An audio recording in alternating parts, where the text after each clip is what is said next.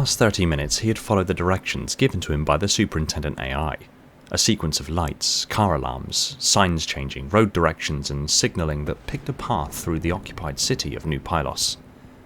He was being guided back to the orbital space elevator, his place of work.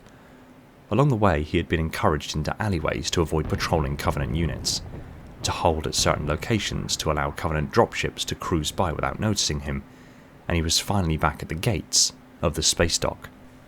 Beyond, the dock was in a sorry state. Containers had toppled over, shedding their contents all over the port.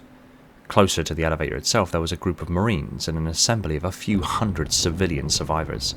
Some looked dishevelled but otherwise okay. Some were limping, others with superficial cuts and grazes, and a few with more severe injuries. In a corner, away from the larger group, there were a dozen or so people in an assortment of jackets, tarps and blankets pulled up over their heads. Unfortunate victims that just didn't make it. Nearby, a few survivors grieved. Luke approached the Marines, who saw him approaching and ordered, "Sir, please join the others. We're arranging evac, but we need to keep you clear of the city." What's the holdup? Why aren't people evacuating? Luke asked. Another Marine bearing the 3 chevrons of a sergeant approached. "Containers collapsed and blocked access to the elevator. We've tried to find a way around, but there are a few more pinning the elevator cabin from above. No one is getting off-world via the space tether. We're arranging Pelicans, but there's heavy combat in low orbit. Now please, join the others." Luke was about to go and join them when he noticed an emergency light turning on and off periodically near the entrance to the staff building. Having been following instructions presented to him in its myriad forms by the Superintendent, he had grown more sensitive to small indications such as this. "Is that what you meant?" Luke quietly spoke to himself, focusing on the light. The Marine reached out to grab his arm and guide him to the others, but Luke shrugged it off and began walking to the staff building. "Sir, I need you to join the others." The Marine paced up and grabbed his arm, stopping him in his tracks. "Sir, please, stand with the others." "No, I can help. The Superintendent, the AI, had brought me here for this." "What?" "I work..." He looked around the dock, examining its state and realizing it would likely never function again. Worked here. I was a heavy goods loader. But I think I can help." The Marine released his arm and scrutinized him for a second. "If you have a way to clear that elevator and get us all the hell out of here." "Structure circling the city, reporting heavy inbound. Too many to engage. Things are red hot." The Marine looked to Luke, eyes focused, and nodded. "Go." Luke returned the nod, turned and ran to the staff building. He stumbled over chairs, overturned water coolers and office equipment as he quickly made his way to the security door. The door released as he approached, and he clocked the automated camera above the door tracking him as he entered. He ran down the corridors and quickly made his way to the locker room. He stripped and began putting on his interface suit. As he pulled his arms into the suit and zipped it up at the front, he felt the neural terminals pulling and becoming magnetically coupled with coinciding terminal interfaces on the inner surface of the suit. He adjusted himself so he was comfortable and ran out of the warehouse, over to the far corner, to a line of several 3-meter square metal storage units. He ran up to one marked HEL07 and quickly punched in a security code. The doors unlocked and mechanically opened. Inside, the hulking form of a grunting exoskeleton loader emerged on a mechanical bed, its rear back armor hissing open and rising clear. The waist armor hinged open and the tops of the back of the thighs dropped several inches. A simple stepladder rose from the bed, and Luke quickly climbed in, lifting his left leg into the back of the exoskeleton, feeding it down inside the left leg of the suit. He grabbed 2 discrete handles on the edges of the chest armor and pulled himself into the suit, sliding his right leg down into place, feeding his arms into location and getting himself seated. The interface port on his chest connected with a receiver inside of the chest of the exoskeleton, and the suit came to life. The thigh armor lifted back into place, the waist armor swinging closed and the back unit dropping and finally sealing the exoskeleton. Inside the helmet, the visor sparked to life, performing a quick boot and scanning Luke's retina before giving him full control. The bed rotated the exoskeleton 180 degrees and released him. He stepped clear of the storage unit and felt the familiar heft of his suit responding to his neural commands. He simply had to move his body and the suit would detect the impulses through his neural terminals and mirror his movements with added power. He walked towards the warehouse shutters and punched the door lift button. The shutter rose, and the floodlights from the dock washed over him as he maneuvered the hulking 2-meter-tall powered exoskeleton out into the dock. The civilians nearby stared on as he moved past them, the orange warning light on his back strobing across their stunned faces. Several Marines who were trying to move smaller crates clear of the elevator saw him coming and stopped what they were doing. Get everyone back a good few meters. Luke spoke over his suit's loud speakers. You heard him! Back them up! The Marines nodded a response and immediately set to the task of clearing people away. Everyone, Okay, back up. can we please take a few steps away? Step back. Keep clear. I suggest you move. Back up. Luke felt a pang of pride for a fleeting moment. This must be what those kids were talking about. He focused on the task at hand and quickly analysed the pile of containers. His suit's HUD overlaying key information about mass and weight distribution of the containers as haphazardly as they were placed before identifying the first container to move.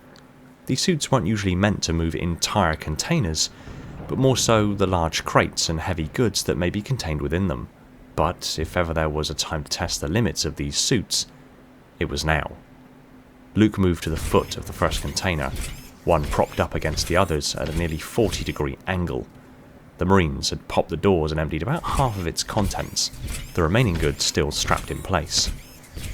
A whining howl echoed out over the area from a space between the buildings of the city, announcing the arrival of alien flyers. These crafts flew on stubby wings with glowing pods on the tips, and cut the air in such a way as to cause an eerie howl, like the wailing of a grieving female spirit. Luke recalled from a Waypoint article that the Marines called these things banshees, an apt name now that he had heard them himself. The banshees circled the area and lined up for a pass. Panic erupted among the civilians, trying to find cover as the twin plasma cannons on the banshee's nose began firing bolt after bolt of blue-white plasma into the area. The plasma cut through the panicking horde of people, carving 2 bloody lines through the mass of bodies. The Marines fired their weapons at the craft as they passed. One of the stubby wings on one of the flyers began trailing smoke and lost thrust in that wing, causing it to fall in an uncontrolled roll, losing altitude and crashing into a building on the edge of the city. The other circled the space tether, disappearing behind it. Many people were now seeking cover in the shadow of stacked containers, but many more were still caught out in the open. Luke watched the Banshee line up for another run. He scanned the area. Dozens of bodies now lay where they fell. Several more were writhing in pain from burns and shots to their extremities which had amputated limbs. A woman was trying desperately to drag her partner to cover. He had severe burns down one side and was missing his lower leg. She wouldn't get him to cover before the Banshee cut through them again. Without thinking, Luke pushed against the exoskeleton's inertia, and it jumped to life, mirroring his motions. The thunderous suit strode across the distance as the Banshee's cannons fired. Luke heard the rounds impacting the asphalt behind him as he turned his back to the shots and loomed over the pair, protecting them with the suit's thick armor plating. 2 shots struck him from behind with enough force to push him forward. He stopped himself with a single armored hand braced against the floor. The temperature inside the suit climbed suddenly to almost intolerably hot. He felt sweat bead on his forehead as the suit's cooling systems tried to compensate. A loud whoosh sounded out as a Marine who had hefted a shoulder-fired rocket launcher from a knelt position had tracked the Banshee and fired a rocket which smashed into its side as it passed. The Banshee turned into a mass of twisted purple metal, blue plasma, and orange flame as it spiraled into the adjacent car park. The couple on the ground looked to him and nodded a thank you. Luke didn't know how to respond, realizing only after the fact that he wasn't even sure the suit could take the shots. He had just laid his life on the line for total strangers and he didn't know why or how to process it. He didn't reply and simply stood up and turned. The floor behind him was still smoking from several glassy smooth pockmarks in the asphalt and a small puddle of bright silver immediately between his feet. The shots he had taken in the back had melted out 2 craters in the thick armor plating of his back that then ran off and re-solidified on the cool ground. The suit's temperature returned to normal and the HUD showed no major faults. In something approaching bewilderment to his actions, he moved back to the containers. He threaded the armoured fingers of the suit through one of the containers, coupling hardpoints, and then leant backwards, driving his feet through bent knees into the ground.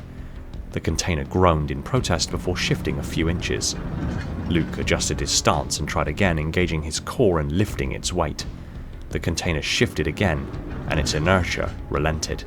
He took 3 steps backward before its mass slipped and pushed him back several steps that he wasn't prepared for. He quickly shifted and slowed its slide to a standstill. He started breathing again before re-engaging and dragging the container off the one it was propped up on. It slid clear and dropped to the floor, making an almighty crash. He then continued walking backward, dragging its mass away by several meters. He returned to the stack and continued grabbing and hefting the containers, gradually clearing the area. The physical process was oddly cathartic, allowing him to push aside his 3rd brush with death today. After 20 minutes, he had cleared a way to the elevator doors. The last problem was the container pinning the elevator to the deck, pivoted from its fall from a larger stack of containers next to the elevator itself. He walked around the stack of containers it was rested on. Perhaps a simple collapse could free the elevator. Luke walked the length of the bottom container, sizing it up. Using the armoured forearms of the fronting, he struck the container several times along its length, leaving deep dents along its outer wall. He then moved to the back corner and struck it. This was the main weight-bearing part of the container, a large box section steel strut. He struck it again. Gradually, strike after strike, he deformed the strut. The vibrations of the impact caused the containers above to creak as the load shifted. He moved to the front corner. Everybody keep your heads down. He stood partially clear himself and then back-armed the strut. The containers creaked and wobbled. He struck it again and the stack let out a loud groan of stressed metal. Luke braced himself one last time and struck it again with everything he could muster. The corner buckled and he turned and jogged the loader clear, something he'd never thought to do in the suit before. The suit responded flawlessly as the sound of tumbling containers and failing support screamed out behind him. A plume of dust and debris billowed out from the area as he came to a stop a few meters from the civilian, who themselves were rushing backward, likely to keep clear of him. He turned back to face the elevator and turned on the suit's helmet lights. They cut through the dust, beams of white against a deepening dark. As the dust settled, it revealed the containers had fallen clear. The crowd of civilians erupted into elation and cheers as the Marines rapidly ushered them forward onto the elevator. The first elevator pod reached capacity and the doors sheathed closed and began slowly rising on the tether, accelerating as it rose clear of the superstructure and rapidly rising into the low-hanging clouds as the next pod, fed from below, rose into position. The elevator pods were generous in their size, so Luke was confident it would only take 1 or 2 more to completely evacuate everyone here.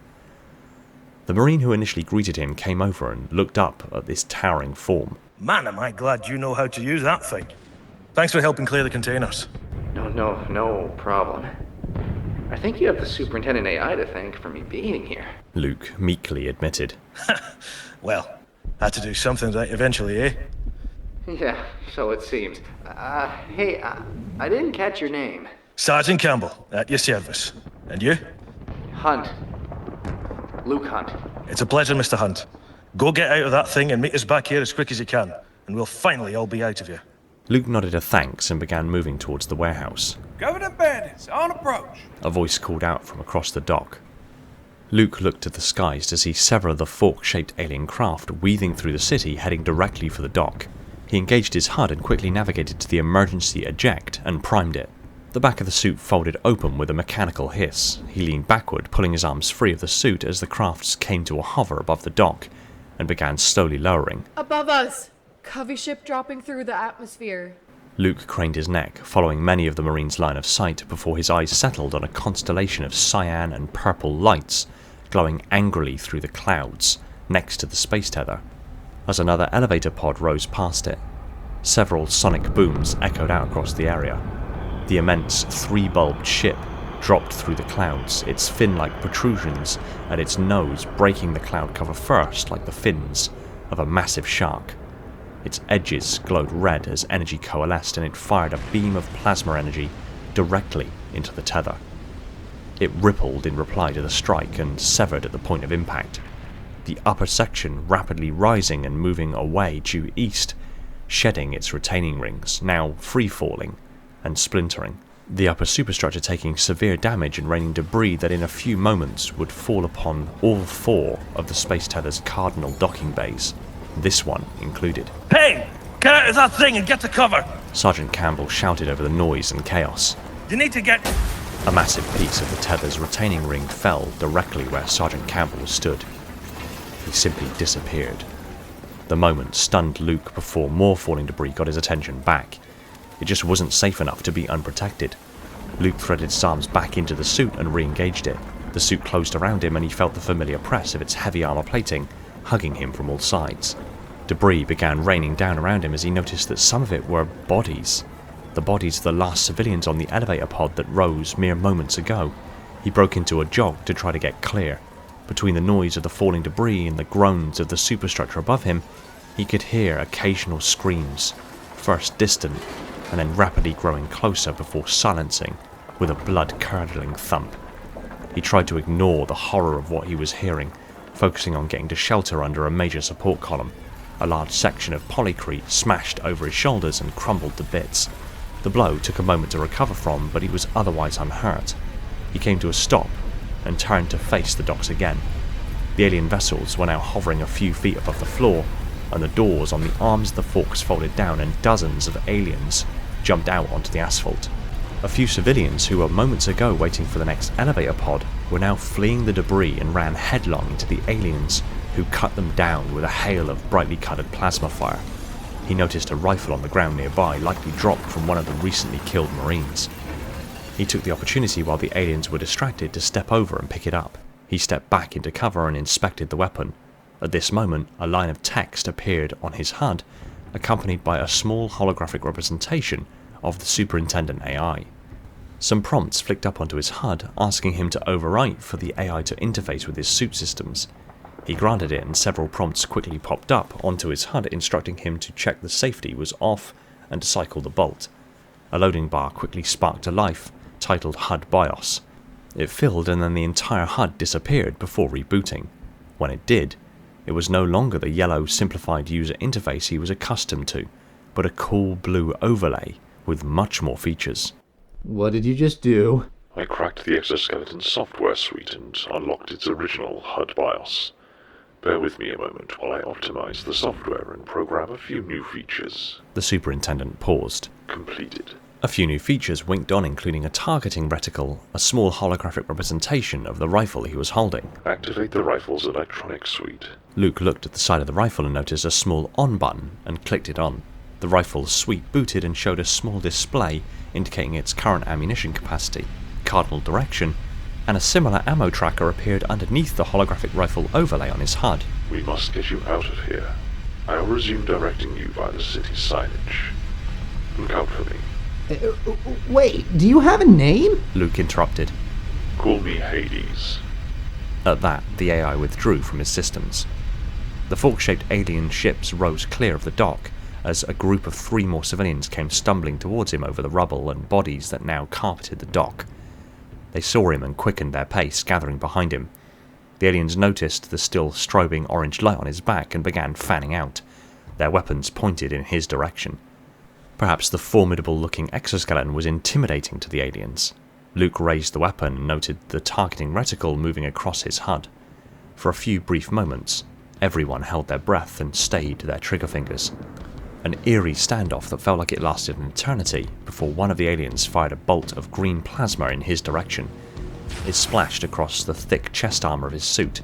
He felt the temperature inside the suit climb a few degrees, and he fired a volley of a dozen rounds into the alien, which resulted in a spray of bright blue blood, and the tank on its back cracking open and leaking a high-pressured cyan gas. In moments, the other aliens started firing. The civilians behind him stayed in his shadow, as he held his ground and fired back. In a few moments, the rifle clacked empty. Several of the aliens now lay dead, but a dozen more continued to fire, closing their distance with him. One of them, holding a yellow opaque energy shield and holding a chrome claw-like weapon, strayed too close, and Luke stepped forward and brought the butt of the weapon down hard into its face. The blow broke its elongated snout, forcing it backwards into its skull and ejecting sharp teeth that pinged across the ground. The alien collapsed into a heap. Wielding the rifle like a club, he span and struck 2 others with a single swing that hit with enough force to send them tumbling backwards several feet. He dropped his rifle and reached down to the alien he had hit in the face, and, holding its slim arm just above the wrist, lifted the alien's energy shield with its limp body still hanging from it to block some of the incoming fire, before scooping up the alien's pistol-sized weapon and holding it with its glowing tips facing away from him. There was no immediately obvious trigger, so he squeezed the grip and was pleased when it burped a bolt of green plasma. Mimicking the aliens, he kept in a partial crouch and wielded the plasma pistol through one of the cutouts on the edge of the energy shield and began squeezing in quick, pulsing grips. The plasma was wide and he quickly adjusted, bringing the shots to bear and cutting down several more of the aliens. The HUD didn't recognize this weapon, so he had no assistance in aiming this one. The returning fire was striking the other side of the energy shield and turning it from a cool blue to a vibrant orange, before shifting over into an angry red. A few more shots from the aliens and the shield collapsed. He dropped it and continued to fire a few more shots, killing the last few aliens, who are now turning to flee.